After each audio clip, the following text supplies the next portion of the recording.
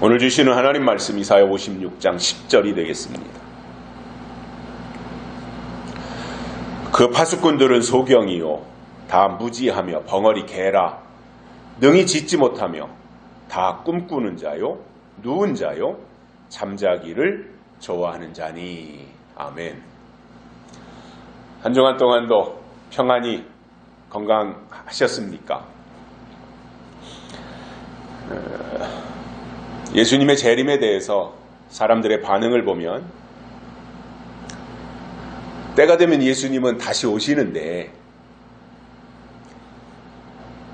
교회 생활하면서 예수님이 오시기를 기다리기만 하면 되는 줄로 생각하고 있습니다. 어찌 보면 굉장히 어린 아이들의 사고와 같은 것입니다. 사실은 예수님이 다시 오신다, 이것을 개념적으로 알고 있는 것 물론 당연히 필요하지만 그냥 그런 식으로 다시 오신대 이렇게 알고 기다리는 것은 의미가 없고, 진짜 중요한 것은 뭐냐면 예수님이 다시 오신다는 것에 대해서 약속을 받아가지고 기다리는 것이 정상이다 그 말입니다. 그러니까 기다리기는 기다리는데 약속을 가지고 기다리느냐 약속이 없이 막연하게 기다리느냐, 이것의 차이는 비교가 안 된다라는 겁니다. 어떤 사람이 누구와도 어떠한 약속을 하지 않았는데도 불구하고 서울역이나 부산역 앞에 나가가지고 누군가를 하루 종일 기다린다며 날마다 그 자리를 지키고 있다고 해서 만날 수 있는 것은 절대로 아닌 것입니다. 여러분, 누군가를 내가 기다린다고 만날 수 있는 거 아니잖아요. 기다리려면 그 전제 조건이 있어야 됩니다. 언제, 어디서, 누구와 만나기로 했느냐, 몇 시에,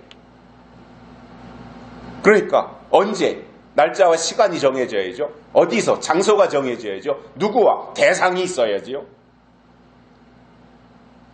그래서 그것을 알고 그 약속이 전제된 사람이 그 시간에 맞추어서 그 장소에 나가 기다려야 되는데, 아무런 약속이 없는데도 막연하게 기다린다고 하는 것은 그것은 정신에 문제가 있는 사람인 것입니다. 왜 기다립니까? 약속이 없는데 뭘 기다리는 거예요 도대체?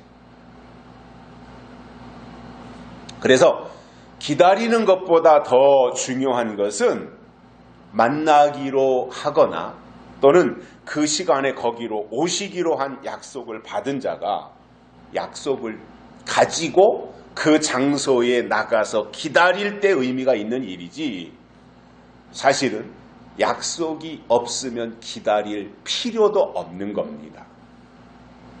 약속이 없는데 왜 기다려요? 약속이 없는데 뭘 기다려요? 그래서 예수님은 기다린다고 해서 만나는 것이 아니라 약속을 가지고 그 약속을 전제로 해서 기다리는 것이 의미가 있는 일입니다. 제가 요즘 신앙생활을 하는 분들의 모순점을 하나 꼬집어낸다면, 그동안 신앙생활을 해온 연조 속에서 귀로 들어온 풍월이 있기 때문에 예수님이 재림하신대 이것 정도는 알고 있어요. 예수님이 다시 오신대 이 정도는 알고 있어요. 그러나 다시 오신다는 것을 안다면 당연히 그 다음 절차로 나아가지고 약속에 대해서 알지 못하고 있다면 기다리기만 할 뿐 맞이하지 못했던 미련한 다섯 처녀와 똑같은 사람들인 것입니다. 미련한 다섯 처녀도 열심히 기다렸습니다. 등불을 켜 들고 기다렸습니다. 그러나 미련한 5 처녀가 기다렸는데도 불구하고 신랑을 맞이하지 못했습니다. 왜 그렇습니까? 약속이 없어서 그렇습니다. 그릇에 기름을 준비하지 못했기 때문에 그런 겁니다.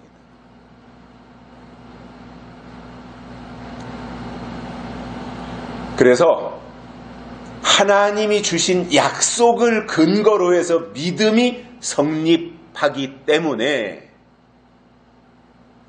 예수님이 이 땅에 재림하시는 것에 대해서도 정확한 하나님이 주신 약속을 근거로 해서 기다릴 때 그것이 의미 있는 기다림이 되는 것입니다. 우리가 지난주에 파수꾼들에 대한 말씀을 들으면서 파수꾼들의 첫 번째 문제점이 무엇인지에 대해서 3가지로 설명을 하면서 그들은 소경이고 그들은 무지하며 그들은 다 짖지 못하는 벙어리 개다. 그 당시에 이스라엘의 파수꾼들의 문제점이 그것이었다라는 말씀을 드렸습니다. 소경이니까 하나님의 뜻을 보지 못합니다. 무지하니까 하나님의 약속을 알지 못합니다.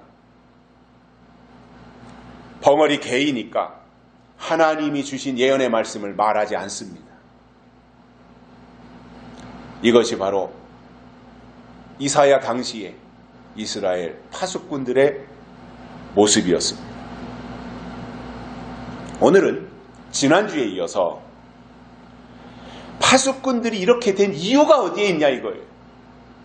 왜 짖지 못하는 개가 되었고 왜 무지해졌으며 왜 하나님의 뜻을 볼 수 없는 소경이 되고 장님이 되었냐 그거예요.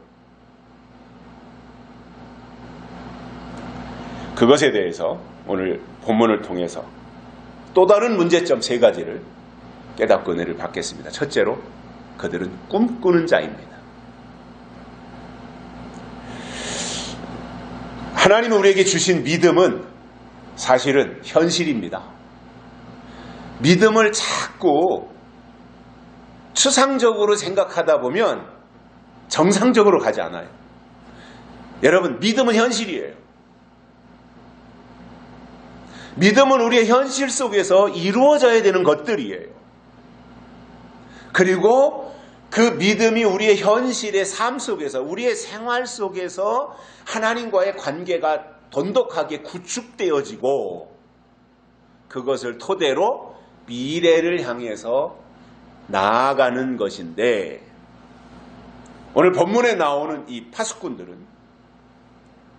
맨날 꿈이나 꾸고 꿈 타령이나 하는 이상주의자들이었다 그 말입니다.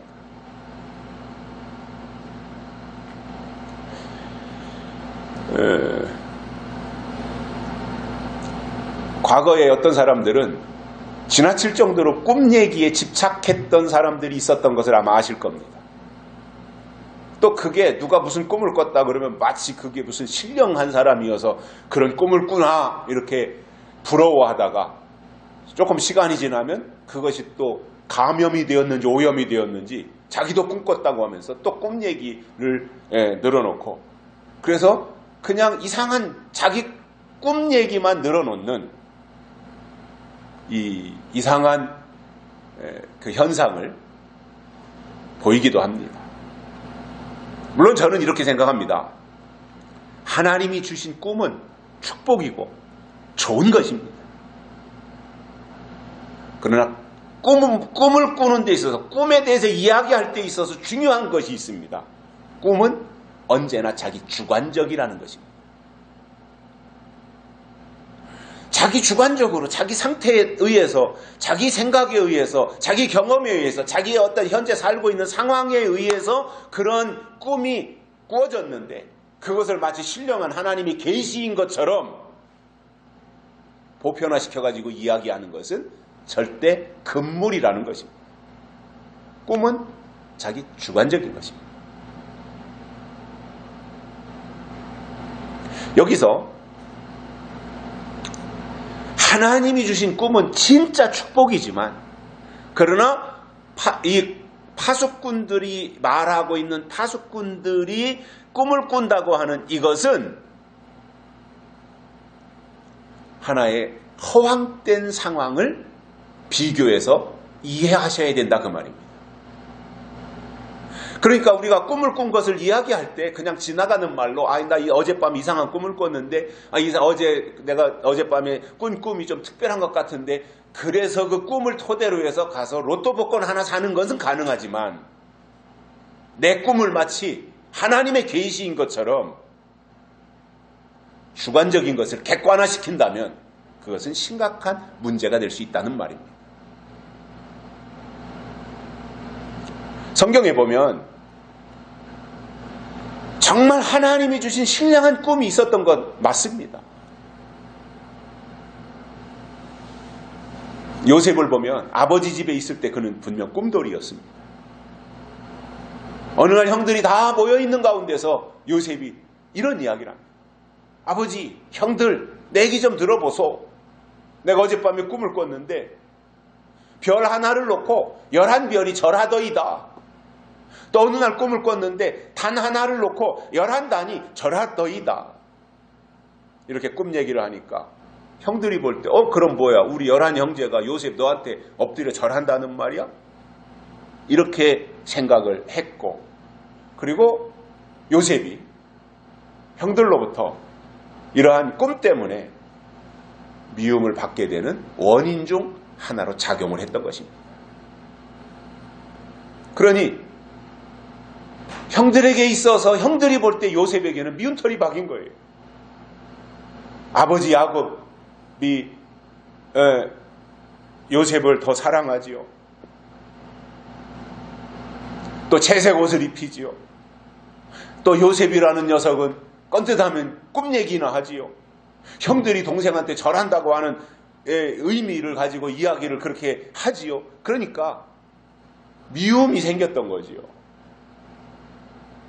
어느 날 아버지 심부름으로 요셉이 형들이 양떼들을 돌보고 있는 그 지역으로 찾아가고 있는데 형들이 언덕에 앉아서 이렇게 보니까 저만 멀찍이에서 사람이 하나 다가오는데 점점점 다가올수록 보니까 동생 요셉이었던 겁니다.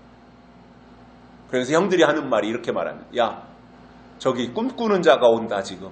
요셉을 가리켜서 형들이 한 말이에요. 저기 꿈꾸는 자가 오고 있다. 이렇게 말을 했던 거죠.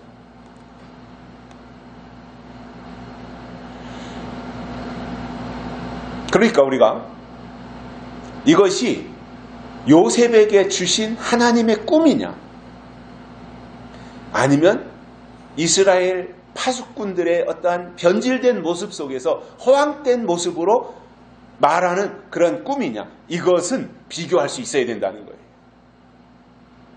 그러니까 허황되고 뜬구름 잡는 식의 말은 아무도 책임질 사람이 없는 겁니다. 이게 하나님이 주신 꿈과 파수꾼들의 꿈의 차이입니다. 하나님이 주신 꿈은 때가 되면 반드시 이루어진다는 겁니다. 왜냐? 그 꿈을 주신 분이 하나님이시기 때문에 그렇습니다. 하나님이 주신 꿈은 때가 되면 반드시 이루어집니다. 그러나 거짓 꿈, 허황된 꿈, 뜬구름 잡는 식의 꿈은 책임질 자가 없어요. 그러니까 때도 없거니와 이루어지지도 않는 헛된 것을 말하고 있습니다.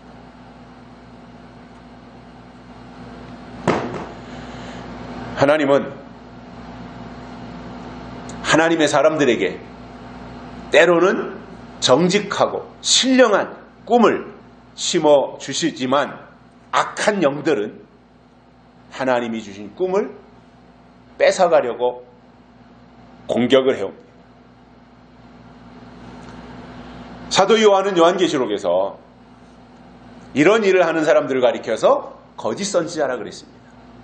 가짜 꿈을 주입시키고 가짜 꿈인데 그것이 하나님의 꿈인 것처럼 위장하고 포장하고, 그리고 거짓을 진짜인 것처럼 말하고, 시대가 한참 뒤떨어진 것을 말하면서 그것을 진리라고 하고, 이런 사람들을 거짓 선지자라고 정리해 주셨는데, 계시록 8장 10절과 11절에는 이런 말씀이 나옵니다. 횃불같이 타는 큰 별이 강과 물샘에 떨어져 쑥물이 되었다, 이 말씀이 나옵니다.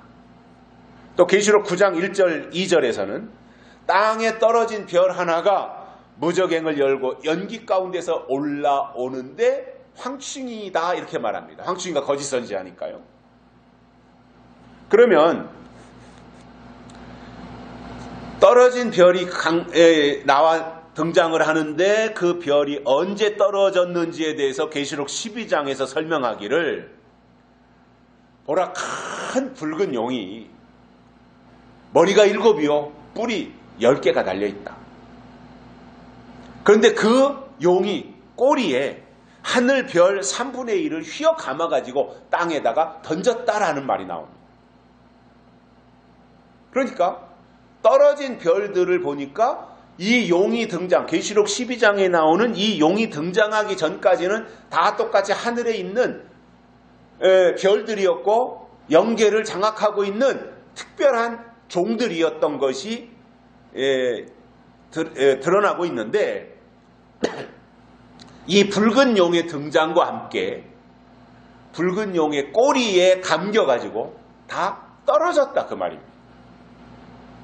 그래서 하늘에 떠 있어야 될 별들이 떨어진 시점이 언제냐면 이 큰 용이 등장하면서 하늘에 있는 별들이 떨어졌는데, 대풍에 무화과 나무 선과실이 떨어지듯이 그렇게 우수수 떨어져 버리고 말았다는 이야기입니다.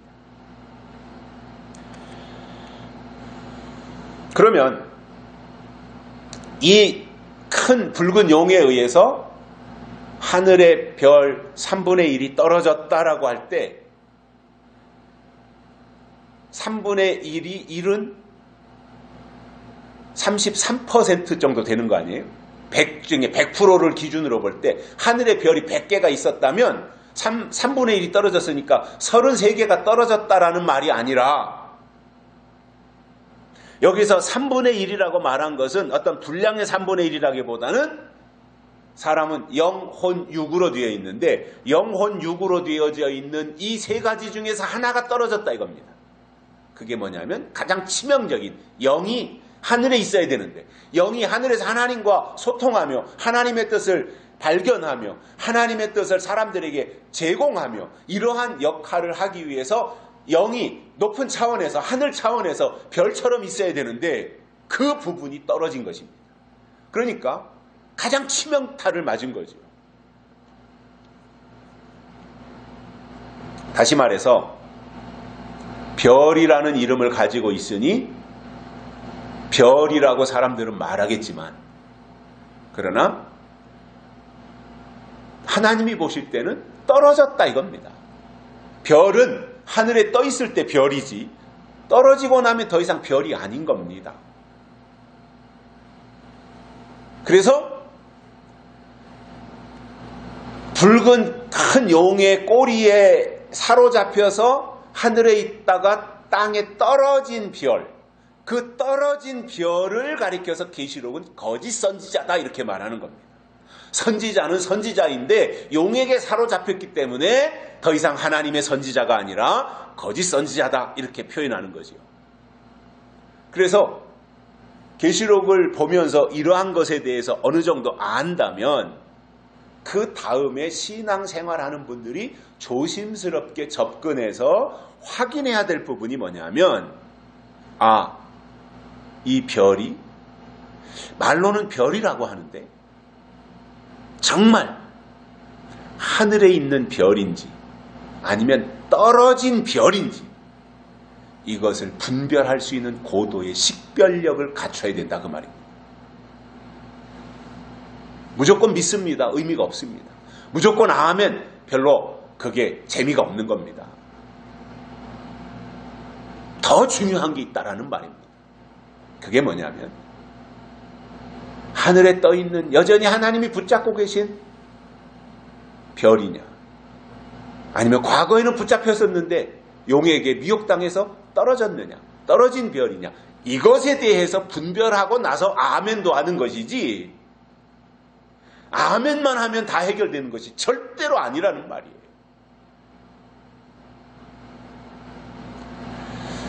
성경을 통해서 이 떨어진 별에 대해서 살펴보면 떨어진 별은 특징이 있습니다. 하늘의 소리에 관심이 없습니다. 영적인 것에 대해서 별 관심이 없고 땅의 소리에 능통한 사람들입니다. 계시록에 보면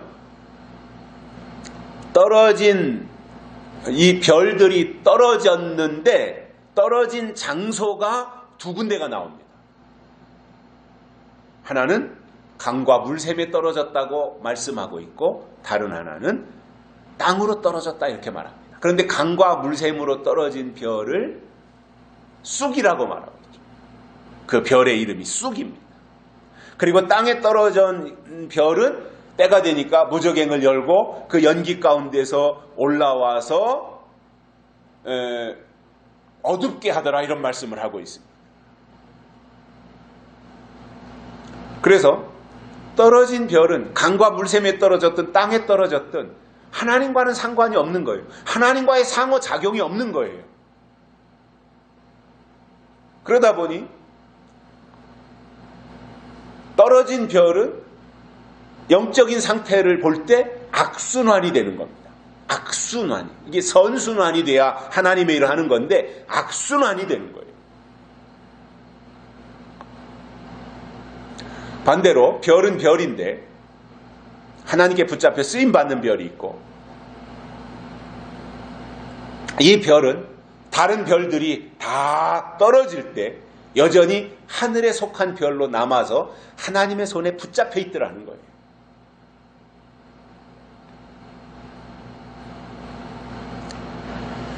그러면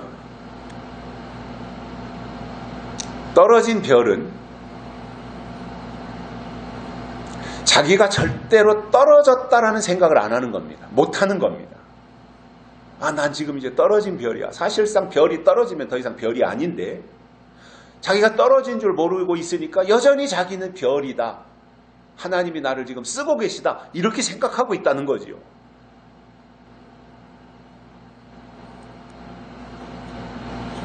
그래서 그 떨어진 별이 나오면 떨어진 별을 지금 사로잡고 있는 건 용의 꼬리가 사로잡았다 그랬잖아요. 용에게 장악당한 거지 않습니까? 그래서 떨어진 거지 않습니까? 떨어지고 나니까 소속이 어디가 된 거예요? 용이 된 거예요. 용, 땅이 된 겁니다. 하늘에 있을 때는 소속이 하늘이었어요. 영적인 차원이었어요. 근데 떨어지고 나니까 육이 된 거예요. 그게 땅의 차원이 되고 만 거예요. 그러다 보니 그 떨어진 별은 하나님의 뜻을 거역하는 일을 합니다. 하나님의 일을 방해하는 일을 합니다. 그런데 이 세상에 어느 누가 자기가 별이었는데 떨어졌는지 하늘에 있는지 자기는 모르지만 그래도 스스로를 나는 별이야 스타야 이렇게 생각하고 있는데 그가 나서서 하나님을 방해하고 교회를 회방하고 이런 일을 할 사람이 누가 있겠습니까? 자기가 떨어진 줄은 모르지만 여전히 자기 입에서는 하나님에 대한 말이 나가고 있으니 하나님의 종이라고 생각하고 있을 텐데 그 사람이 하나님의 일을 회방하고 방해하고 할 일이 없잖아요. 그런 일을 하지 않을 거 아니에요. 다만 그들은 하나님이 세운 종들을 회방하는 겁니다. 하나님이 쓰시는 교회를 비방하는 것입니다. 그래서 그 사람들을 보면 하나님의 뜻을 보지 못하고 그들이 소경이고 영적인 지식에 대해서 무지하며 짓지 못하는 벙어리 개이니까 그들은 다 거짓 선지자다 그 말인 거죠. 그래서 거짓 선지자가 누구냐고 묻는다면 우리가 가장 쉽게 대답할 수 있는 것이 뭐예요? 떨어진 별 이렇게 말하는 거예요. 그래서 거짓 선지자들은 자기들이 떨어진 줄을 모르기 때문에 여전히 나와서 하는 것은 허황된 꿈을 말하는 거예요. 땅에서 잘 먹고 땅에서 복 받고 땅에서 부자 되고 살다가 그리고 천국 가십시오 이렇게 말한다 그 말입니다.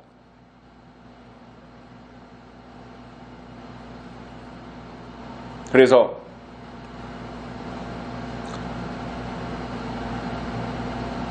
하늘에 있는 별은 예수님이 오실 때 맞이할 수 있도록 방법을 제시하면서 하나님의 약속에 충실하도록 한다면, 단편적으로 말해서 그렇다면 떨어진 별은 허황된 것을 말하면서 땅의 것에 집착하도록 만드는 것입니다.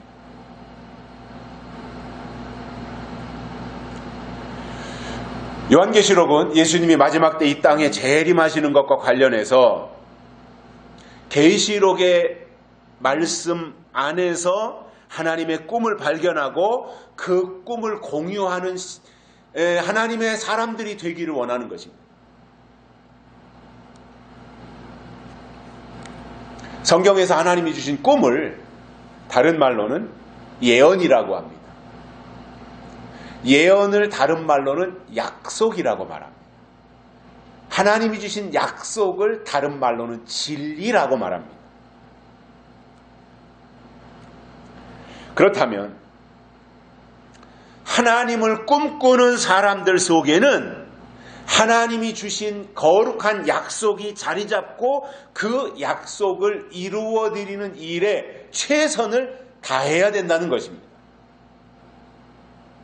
노아에게 있어서 방주는 하나님이 주신 꿈이었고 예언이었기 때문에 노아는 사력을 다해서 그것을 이루어 드렸고 그가 바로 하나님의 사람이었던 것입니다. 그래서 헛된 꿈이 아니라 거룩한 꿈, 신령한 꿈, 하나님이 주신 꿈, 이것을 우리가 하나님께로부터 제공받아야 되는데 그 꿈의 출처가 어디냐면 성경이라는 말. 하나님이 주신 꿈은 성경에서 나와야 됩니다. 잠자다가 꾸는 꿈이 아닙니다.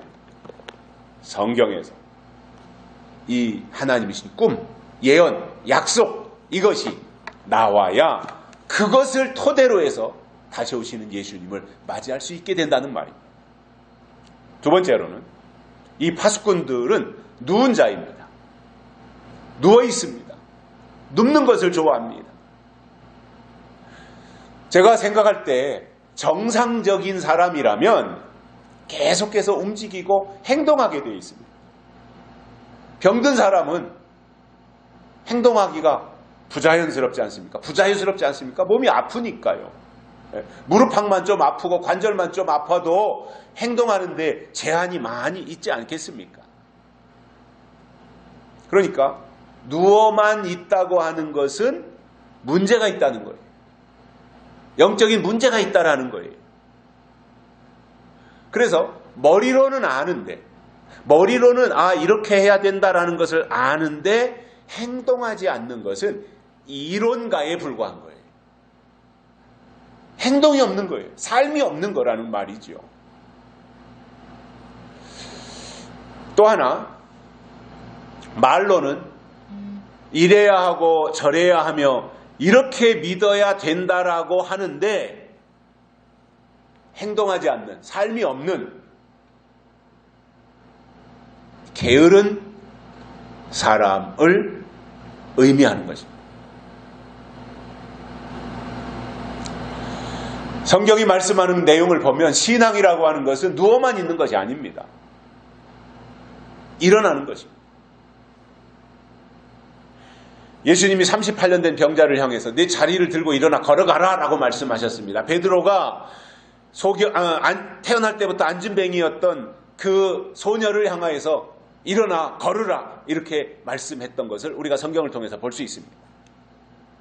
그러므로 신앙이라고 하는 것은 내 있던 자리에서 일어나는 것이고 내 처한 환경에서 일어나는 것입니다.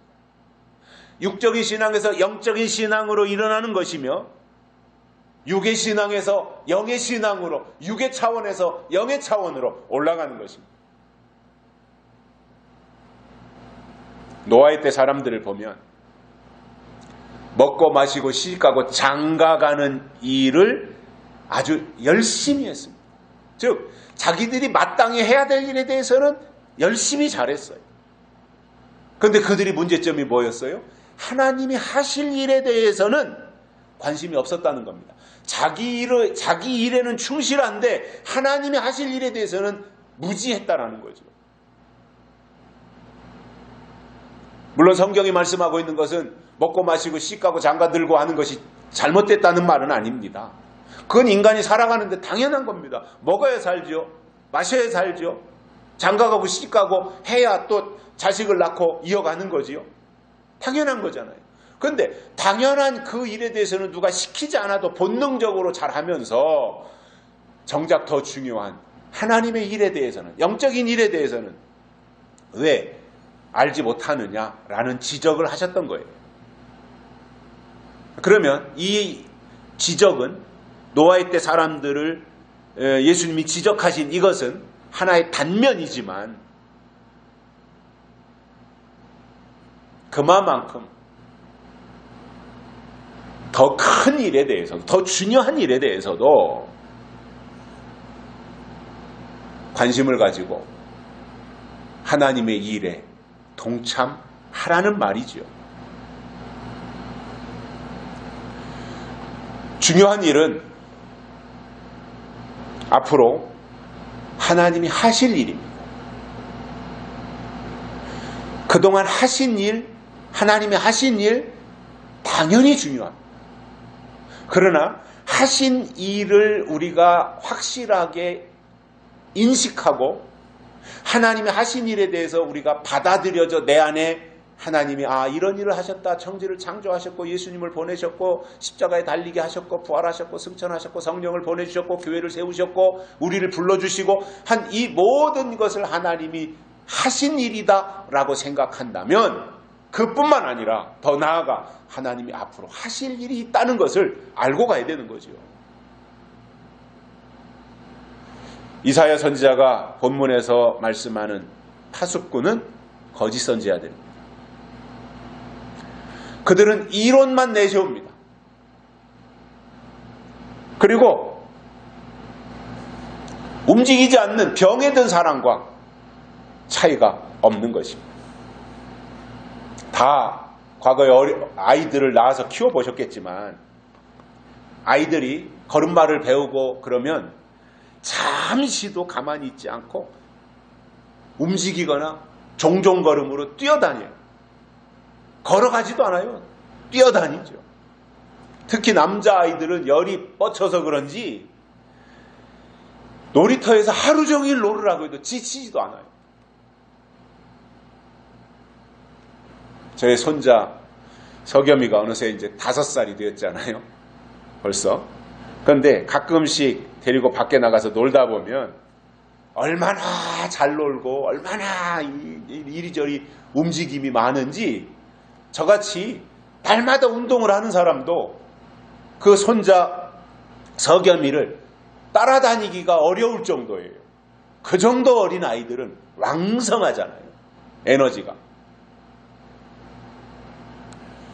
아이들을 키울 때 경험을 돌이켜보면 아이들은 몸이 아플 때를 제외하고는 잠시도 가만히 있지 않고 움직이거나 뛰어다니는 것을 보셨습니다.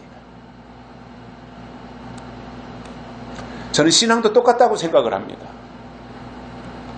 신앙이 움직이기 싫어하고 활동하기 싫어하고 편한 것만 찾고 누워만 있으려고 한다면 그것은 그 사람 속에 이미 병균이 침투해 있다는 거잖아요.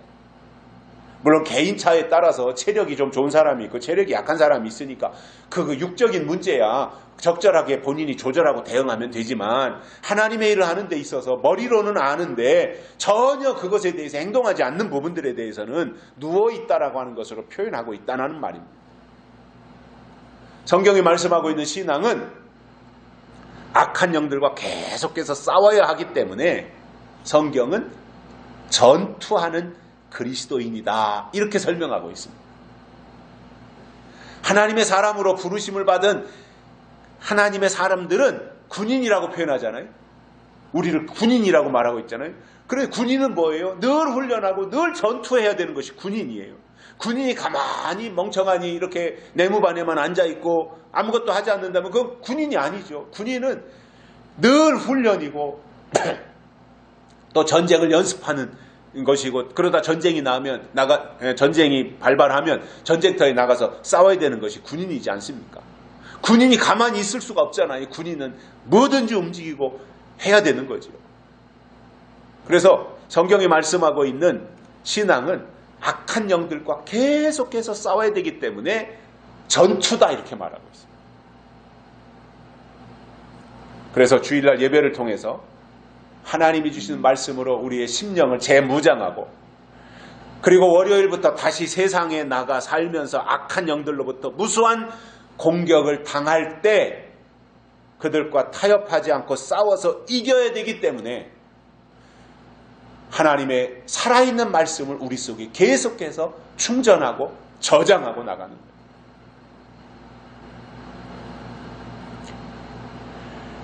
그래서 하나님이 주시는 말씀으로 우리가 채우지 않고는 신앙이 무기력해지기 때문에 악한 영들을 분별도 못할 뿐만 아니라 싸우지도 못합니다.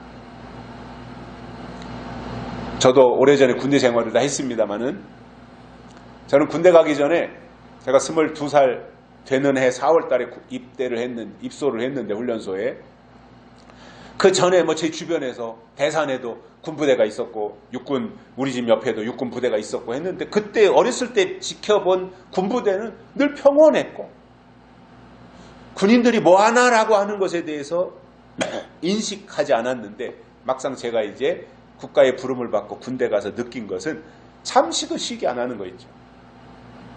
그래서 늘 밥 먹으면 훈련을 하든가, 일주일에 한 번 정도 훈련 안 하는 날, 수요일날 오전인지 오후 시간인지에는 정신교육을 합니다. 정훈교육이라 그래가지고 정신교육을 해요. 그래서 군인 정신을 계속해서 주입시키는 거죠. 그것도 하나의 이제 훈련인 거지 않습니까? 그래서 늘 이렇게 뭔가 집중하게 하고 또 훈련을 하게 하고 움직이게 하고, 그리고 전쟁이 발발하면 나가서 싸워서 이길 수 있는 군인을 만들어내는 것이 군대가 존재하는 이유이고 목적인 것입니다.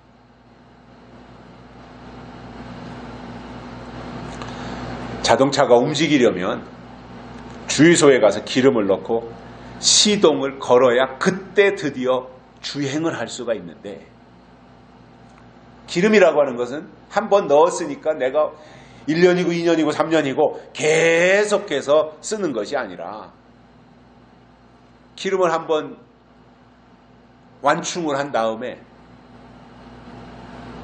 어느 정도 움직이다가 한 400km 내지 500km 움직이다가 기름이 또 떨어지면 다시 주유소에 가서 또 다시 기름을 주유해야 돼요.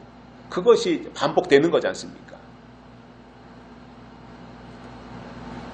마찬가지로 하나님의 사람들이 주의를 지키는 것은 자동차에 연료를 보충하는 것과 같다는 거예요. 여러분, 아무리 비싼 우리나라에서 생산되는 제네시스 제일 좋은 게 1억 몇천 간다고 하는데, 그 좋은 자동차라고 할지라도 기름이 없으면 고철덩어리에 불과해요. 장식품에 불과한 거예요.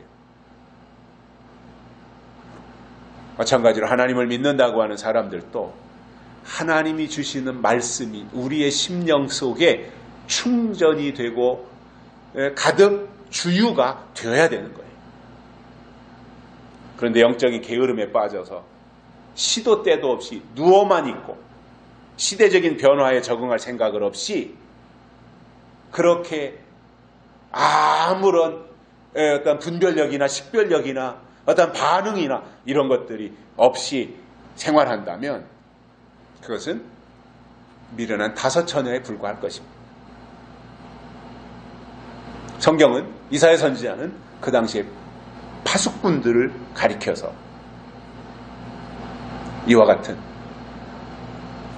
상태라고 설명을 하면서 누워있는 그 상태를, 모습을 우리에게 설명을 해주고 있습니다. 세 번째로는 잠자기를 좋아하는 자다 이렇게 말씀하고 있습니다. 그래서 이 잠자기를 좋아하는 사람은 아침인지 저녁인지 때를 분별하는 데 어려움이 있습니다. 제가 중학교 다닐 무렵에 뭐 지금처럼 에어컨이 있는 시대도 아니고 한 집에 선풍기 한 대만 있어도 부잣집이었죠. 그런데 그 해 어떤 여름방학 때 이런 때는 이제 학교를 안 가니까 좀 느슨해지잖아요. 날씨는 덥고. 그러니까 더우니까 집 안에 있으면서 창문 다 열어놓고 뭐 이렇게 숙제를 한다든가 책을 본다든가 하다가 깜빡 잠이 들 때가 있어요. 뭐 소설책, 무협지 같은 거 읽다가 낮잠이 들 때가 있는데, 그러다가 깨어나면 이게 약간 좀 몽롱한 상태잖아요. 낮잠이라고 하는 것이. 그러면 이게 밤에 자고 일어나 지금 아침인 건지 아니면 저녁 때인 건지 이런 것에 대해서 개념이 없었던 기억이 나요. 그 순간 잠깐이라도 이게 아침인 거야. 내가 이게 시간이 되게 도대체 어떻게 된 거지? 이런 생각을 가졌던 적이 있습니다. 물론 동물이든지 식물이든지 생명을 유지하기 위해서는 밤에 필수로 잠을 자야 되는 것은 맞지만 시도 때도 없이 잠을 잔다고 하는 것은 그것은 정상적인 성장에 문제가 있는 거지요. 신앙은 영적으로 깨어나고 낮에 속하는 것입니다. 그런데 잠자기를 좋아한다고 하는 것은 밤에 속한 사람이다 그 말입니다. 바울은 고린도전서 16장에서 깨어 믿음에 굳게 서서 남자답게 강건하라 이렇게 말씀했고, 또 데살로니가전서 5장에서는 너희는 다 빛의 아들이요 낮의 아들이라 우리가 밤이나 어둠에 속하지 아니하리니 그러므로 우리는 다른 이들과 같이 자지 말고 오직 깨어 근신할지라 이렇게 강조했습니다. 그러니까 밤에 속하고 잠자기를 좋아하는 사람이 시대를 보는 안목이 있겠습니까? 그런 사람이 때를 제대로 분별하고 분석해낼 수 있겠습니까? 요한계시록은 예언의 말씀인데 사도 요한은 요한계시록을 기록하면서 이것은 될 일이다 이렇게 말씀했어요. 그래서 계시록 1장 1절에서는 반드시 속히 될 일, 계시록 1장 19절에서는 장차 될 일, 4장 1절에서는 마땅히 될 일, 22장 6절에서는 결코 속히 될 일 이렇게 말했습니다. 그래서 사도 요한이 2000년 전에 반모섬에서 요한계시록을 기록할 때 이 전체 틀을 어떻게 정했냐면 요한계시록은 앞으로 될 일이다. 그런데 때가 되면 반드시 속히 될 일이다. 장차 될 일이다. 마땅히 될 일이다. 결코 속히 될 일이다. 이렇게 설명을 해 주셨던 것입니다. 이것에 대해서 이사야 선지자는 때가 되어서 하나님이 정하신 일을 하실 때 그것을 모르는 사람들은 하나님이 깊이 잠들게 하는 신을 부으셔서 묵시의 말씀을 깨닫지 못하는 소경 목자다 이렇게 말씀하셨어요. 이사야서 29장 9절부터 12절에서 그렇게 말씀했습니다. 여러분, 하나님이 원하시는 신앙의 구조가 있습니다. 신앙이라는 것은 영적으로 깨어나는 것입니다. 이 깨어난다고 하는 게 뭐냐면 낮에 속한 신앙을 가진다. 또 깨어난다고 하는 것이 뭐냐면 육적인 신앙에서 영적인 신앙으로 나가는 것. 이것입니다. 어둠에 살던 사람이 빛 가운데서 살아가는 이것. 육의 사람이 영의 사람으로 변화되어지는 것. 이것을 설명하고 있는 것을 설명하면서 깨어있다라고 하는 것을 말씀하고 있는데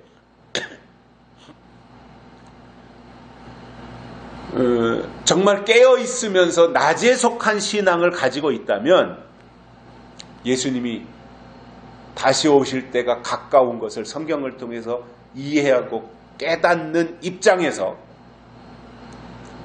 예수님이 오실 때 어떤 징조가 나타날 것이냐에 대해서 관심을 가지고 성경을 보며 세상에 나타나는 징조를 주시하게 되어 있습니다.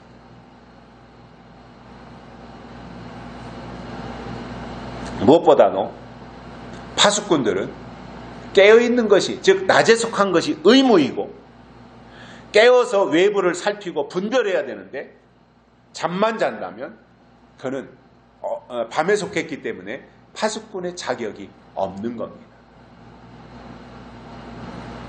군인들을 보면 밖에서 침투해 오는 적을 살피기 위해서 저 외곽에 나가서 보초를 섭니다. 그러나 외곽에 나가서 보초 선다고 해서 다 된 것이 아니라 그 내부에 있는 내무반 안에서 발생하는 일을 살피기 위해서 불침번을 서기도 합니다.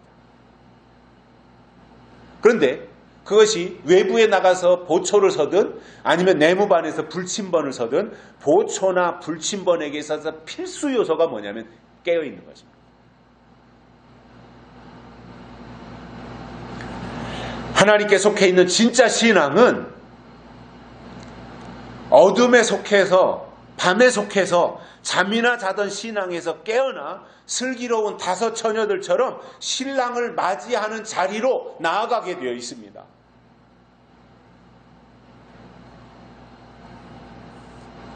그래서 밤에 속한 신앙은 빛이 없기 때문에 예수님이 오시는 길도 모르고 방향도 모르고 그냥 믿기만 하면 다 해결된다 이렇게 말하는 거예요. 이거는 그렇게 말하는 사람이 나는 어둠의 자식이다 이렇게 말하는 것과 똑같은 것입니다. 그래서 이사야 선지자가 이러한 부분에 대해서 중요하게 말씀한 내용이 이사야 29장에 나오는데 이사야는 이스라엘에게 화가 임하는 이유에 대해서 선지자들이 깊이 잠들게 하는 신을 받아 눈을 감기셨기 때문이다 이렇게 말씀하고 있습니다. 하나님이 그들의 눈을 감기셨답니다.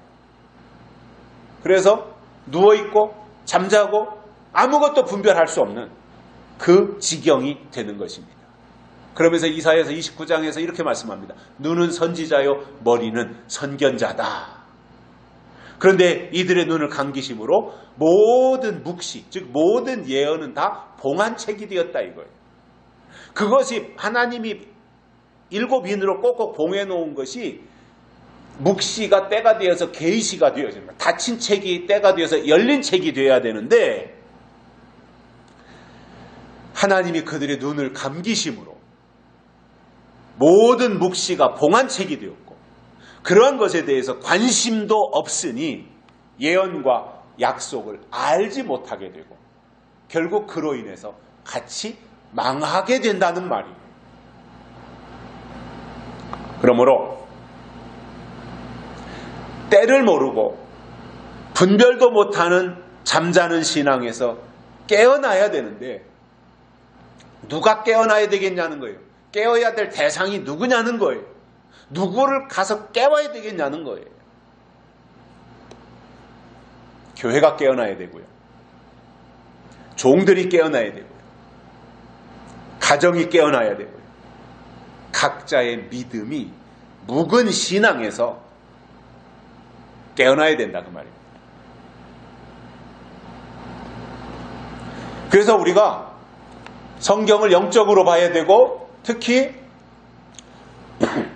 계시록을 근거로 해서 하나님의 말씀을 증거하는 것은 저는 궁극적으로 영적인 잠에서 깨우고 영적 게으름에서 해방시켜주며 그리고 영적 죽음에서 살려내는 일을 하기 위해서다 이겁니다.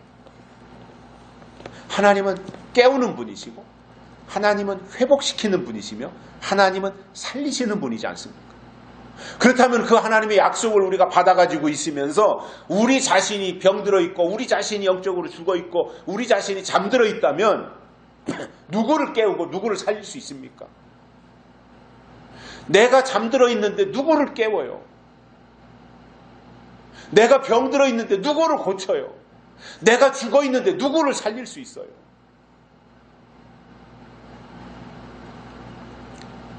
예수님이 초림하셨을 때 바리새인들을 보면 그들은 열심이 없어서 버림을 당한 것이 아니라 시대가 바뀌는 것을 몰랐어요. 이게 바리새인들의 결정적인 문제였던 거예요. 그들은 여전히 금식했어요. 그들은 여전히 경건하게 살았어요. 그들을 육적으로 흠잡을 데가 없어요. 그런데 그들의 문제가 뭐였어요? 예수님이 오신 것을 몰랐고 시대가 바뀌는 것을 몰랐어요. 즉 하나님의 법이 바뀌는 것을 알지 못했던 사람들이 바리새인들이었어요. 하나님은 하나님의 아들 독생자 예수 그리스도를 이 땅에 보내셨는데 바리새인들은 그것이 하나님의 뜻인 줄 몰랐기 때문에 율법은 열심히 공부하고 날마다 구약성경을 읽으면서 살았지만 그 구약성경의 핵심이 예수 그리스도라고 하는 것을 알지 못했던 거예요. 구약에서 강조하는 핵심, 구약의 주인공이 예수 그리스도가 하나님의 아들로 이 땅에 오신다, 이것을 알지 못했던 거예요. 그러면 그들이 그것을 안 기다렸습니까? 그들이 메시아가 오실 것을 몰랐습니까? 성경을 공부하고 율법을 공부했으니까 메시아가 오신다라고 하는 것을 성경을 통해서 그들이 알고 있었어요. 그런데 그들의 생각 속에는 메시아는 근사한 모습으로 멋있게 오신다고 하는 것을 생각했지, 그렇게 마국간에서 요셉과 마리아의 몸을 통해서 그렇게 사람의 몸을 입고 오시는 것에 대해서는 전혀 생각하지 않았던 거예요. 그러니까 그들이 왜 예수를 대적하고 예수를 죽이는 데 앞장섰냐 하면은 자기들이 생각하는 방향으로 예수님이 안 오신 거예요. 그러면 누가 틀린 거예요? 하나님이 틀린 겁니까? 바리새인들이 틀린 겁니까? 바리새인들이 틀렸잖아요. 그런데 그 사람들은 자기들이 틀렸다고 하는 것을 절대 인정하지 않고 예수님을 잘못됐다고 말한 거죠. 네가 왜 하나님의 아들이냐? 네가 왜 하나님이냐? 참남때다. 하나님은 신이신데, 하나님은 거룩한 분이신데 네가 감히 마리아의 아들이고 요셉의 아들인 거 우리가 다 알고 있는데 네가 무슨 하나님이냐? 너는 하나님의 이름을 망령되이 일컬은 참남된 사람이다. 그래서 예수님을 십자가에 못 박아 죽일 때, 사형시킬 때 예수님에게 뭐라고 그랬어요? 참남되다라고 그랬어요. 참남되다. 그래서 예수를 처단한 거예요. 그들의 입장에서. 결국 바리새인들은 자기들의 생각으로 하나님을 외면했고 자기들의 생각으로 자기들의 생각과 다르기 때문에 예수를 죽인 거예요.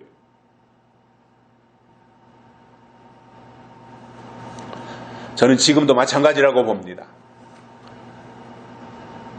예수님을 성경을 모르고 특히 요한계시록에서 강조하는 내용을 알지 못하면 그것은 잠자는 신앙에 불과한 것입니다.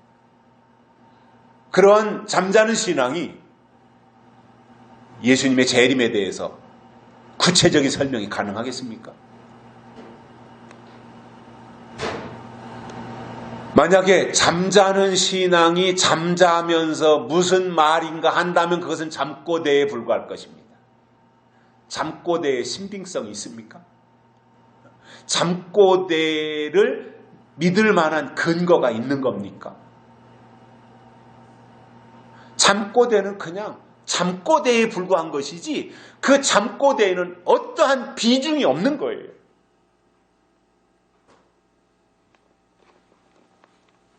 그래서 잠꼬대 정도의 수준으로는 잠자는 영혼을 깨울 수가 없는 겁니다. 하나님의 교회는 하나님의 약속을 말해야지 잠꼬대를 하면 안 된다 이겁니다. 결론으로 파수꾼들이 이렇게 된 이유는 그들이 꿈꾸는 자, 누운 자, 잠자는 자로 전락했기 때문이라는 것을 알고 신앙의 방향을 성경에다가 정조준하면서 영적으로 깨어 있어야 된다는 거예요. 이거는 필수 요소입니다. 깨어 있어야 됩니다. 즉 낮에 속해 있어야 됩니다. 즉 빛에 속해 있어야 된다 그 말. 이것이 하나님의 사람이기 때문에 그렇습니다.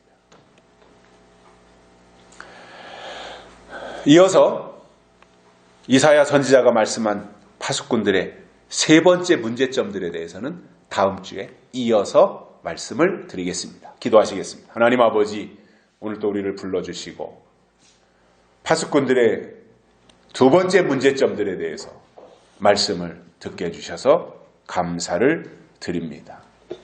이사야 당시의 파수꾼들은 이렇게 될 수밖에 없었던 이유가 분명히 있었습니다. 그들은 꿈꾸는 자였고 누운 자였으며 잠자는 자들이었습니다. 그들 속에 하나님의 영이 존재하지 않았고 거룩한 것이 그들 속에 자리 잡지 못했던 것을 우리가 보면서 이 시대의 파수꾼으로 자처하는 사람들이 스스로를 진단해서 하나님의 말씀 앞에 올바로 설 수 있는 기회를 허락하여 주시고 교회들이, 종들이, 가정들이, 개인들이 영적으로 깨어날 수 있는 은총을 다시 한번 우리 한국교회에 허락해 주시옵소서. 우리 모두 믿음으로 바로 서게 하여 주시고 하나님의 거룩한 뜻을 겨냥하면서 우리가 있어야 될 자리가 어디이며 우리가 가야 될 방향이 어디인지를 알고 하나님의 인도하심을 따라가는 저희들 되도록 축복해 주옵소서. 다시 오실 예수님의 이름으로 간절히 기도드리옵나이다. 아멘.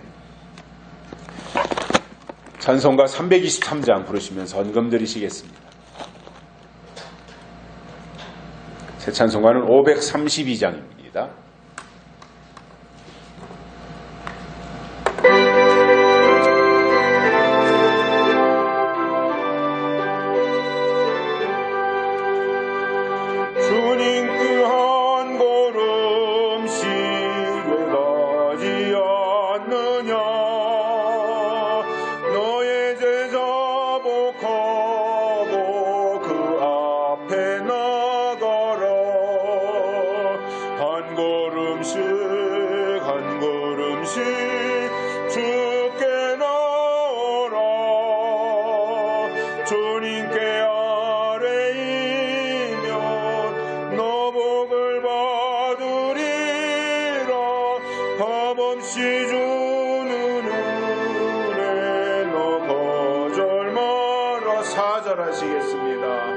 주께로 한 걸음씩 곧 와서 아뢰라. 기쁘게 너의 몸을 주 앞에 드려라. 한 걸음씩 한 걸음씩 주께 나오라. 주님께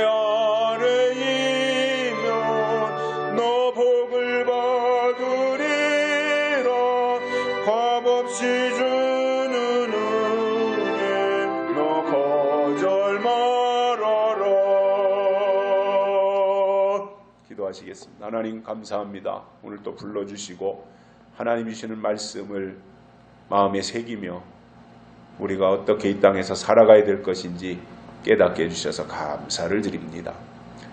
우리가 허탄한 신화에 사로잡히지 아니하고 허황된 꿈에 빠지지 아니하고 늘 하나님의 약속을 기준으로 삼아서 우리의 신앙이 성장해 갈 수 있도록 인도하여 주시고 행여나